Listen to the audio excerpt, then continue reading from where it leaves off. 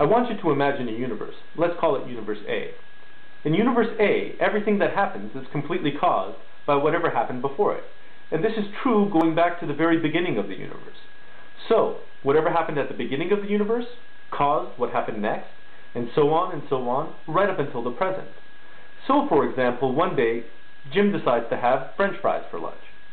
Like every other decision in this universe, this one was completely caused by whatever happened before it. So if everything was exactly the same, right up until the moment that Jim was deciding what to have for lunch, it had to happen that Jim would choose to have French fries. Now, think of another universe. Let's call this one Universe B. In Universe B, almost everything that happens is completely caused by whatever happened before it. The one exception is human decision-making. So, for example, one day, Mary decides to have French fries for lunch.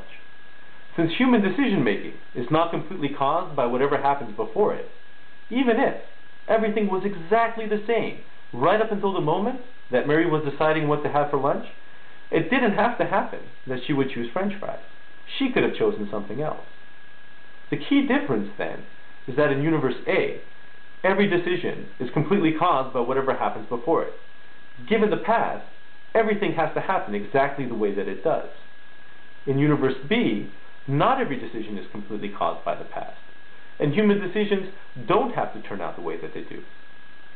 Now, I want to ask you, which of these universes do you think most resembles our own? Universe A or Universe B?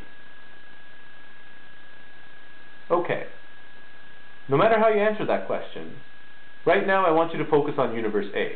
That is, I want you to focus on the universe in which everything that happens is completely caused, including human decision-making. In Universe A, is it possible for an individual to be fully morally responsible for what they do? Now, chances are, no matter where you are in the world watching this video, you answered no to that second question, but Universe B to the first question. That is, chances are, you probably think individuals can't be morally responsible for what they do if what they do is completely caused, and yet you deny that human decisions are completely caused.